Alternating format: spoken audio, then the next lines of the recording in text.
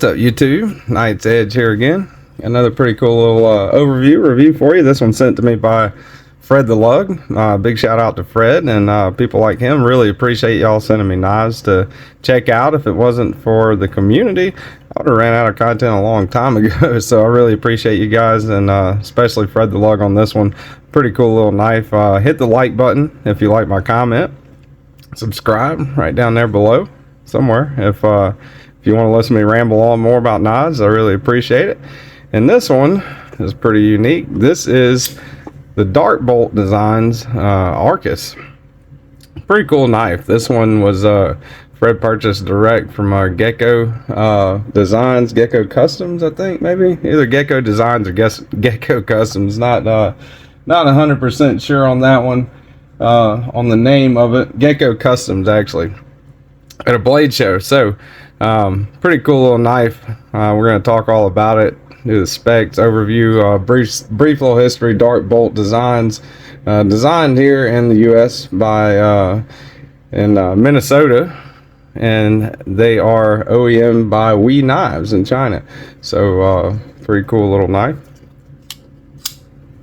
pretty unique. Few different unique little features about this one, actually. All right, so go ahead and get the overview out of the way. Apologize if I sound a little different, a little bit under the weather still. So from the tip of the blade to the end of the handle, you're looking right at 7 5/8 overall length. Blade length about 3 3/8 if you go all the way back to where it meets up with the sharpening choil there. And cutting edge just a hair over 3 inches, maybe even 3 1/8 right there if you measure it like that. Go ahead and get the calibers out here. Thickest part of the spine on the blade stock thickness, 136 thousandths. And we'll measure on the belly behind the edge. Make sure I get a good measurement on that, right around 35 thousandths. So not especially thin. 449 on the thousandths on the handle thickness there. Not too thick, not too thin. All right, so let's go ahead and do some size comparisons on this one. We'll get out some of the usual suspects here. That is the Cold Steel Knives 8010 and the Demco Knives 8020.5. See right there, about the same size and overall length as the 8020.5 slicer, with a little bit more cutting edge on it. All right, so up next we got the Rat Brothers. We got the Ontario Rat Model 2 and the Ontario Knives Rat Model 1.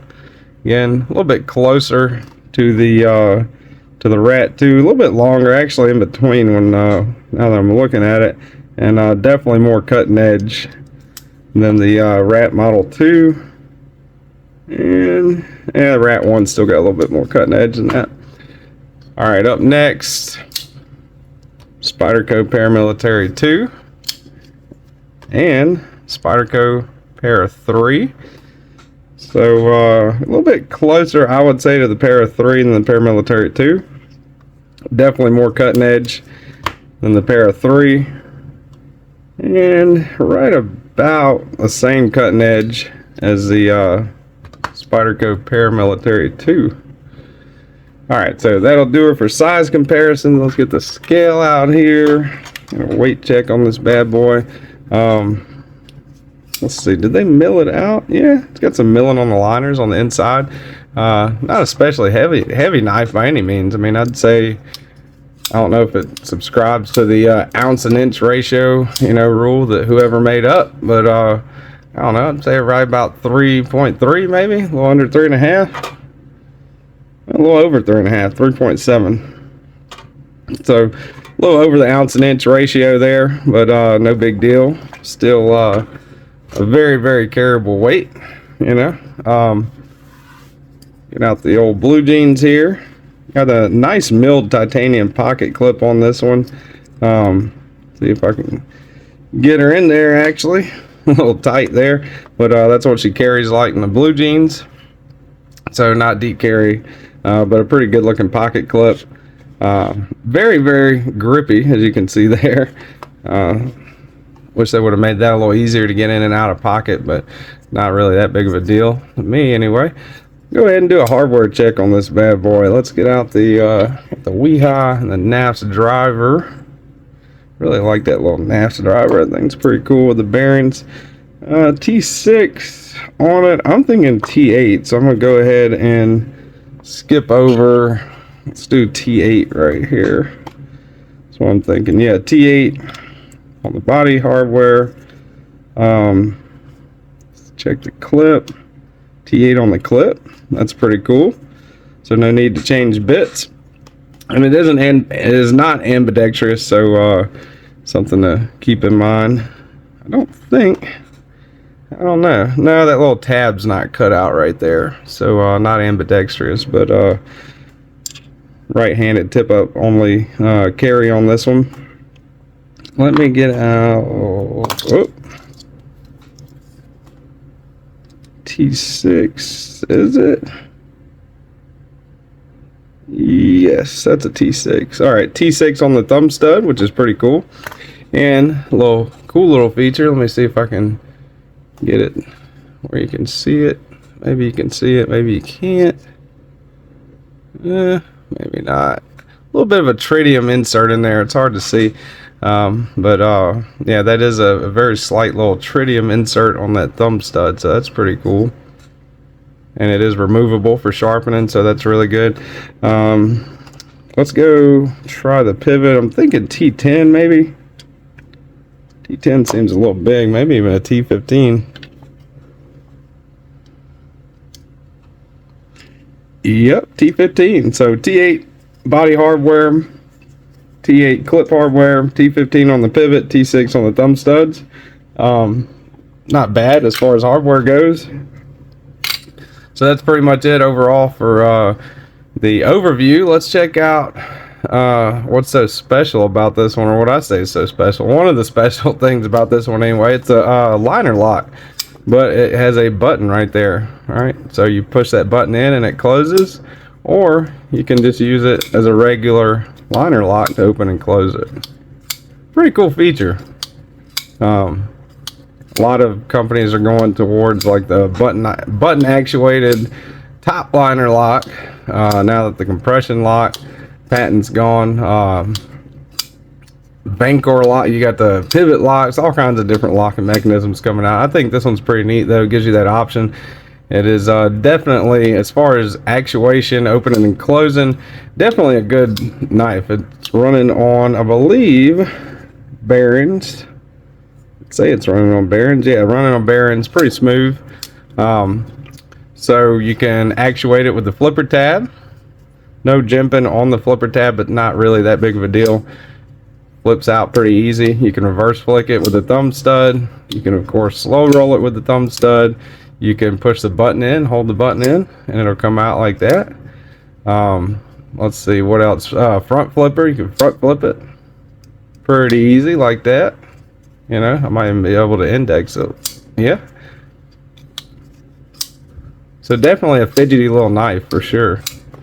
I say little, I mean it's almost a full-size knife, but yeah, I think that's pretty cool. I like the design on the pivot. Pretty neat looking little pivot. The handle scales, that's pretty cool. You can get these on White Mountain Knives or darkboltdesign.com in different variants, but this one in particular I couldn't find. It's not available. It might be something that Fred the Lug got specifically from Gecko. So yeah, but that is pretty cool. One thing I thought was neat that I was reading on their website earlier, they were saying that their blades are interchangeable with all their handles, so I thought that was pretty cool. Nice drop point blade shape on this one. Good EDC blade shape. Nice sharpening choil right there. Full four-fingered lock up, gripping it like that. Choke back. Choke up, got the flipper tab there. You can't really get past that because it's not a finger choil, it's a sharpening choil, but pretty locked in that position really. Nice jimping right there, kind of helps out. So yeah, pretty locked in. Pretty neat little knife, man. Like all around, I would say it's a pretty good knife. They run, I think, around 169 on Dark Bolt. Let me double check that real quick. I've got their website pulled up actually right now. $169 for the Arcus, but that is a 20 CV sheepsfoot version, and this is obviously not the sheepsfoot version, but a pretty cool knife nonetheless. They do have one that looks very similar to this called the Stratus, that looks very similar to this, so I'm guessing the Arcus is a you know, they come in different blade shapes and handle materials and stuff like that. Looking at their website right now, you've got one version of each available, and that's pretty much it. But for $169, not bad at all, especially if you're getting 20 CV on the blade steel. Very fidgety knife, and a pretty cool little factor with the liner lock, I think, on this. You know, the button actuation availability on the liner lock is pretty neat, and the fact that you can front flip it, fidget with it, you know, it is definitely a pretty cool little knife. So that's pretty much it, y'all. Appreciate it. Fred the Lug, thanks for letting me take a look at this one. And if y'all want to check out Dark Bolt design, I'm going to try to link them in the description of the video. Hit the like button if you like my content.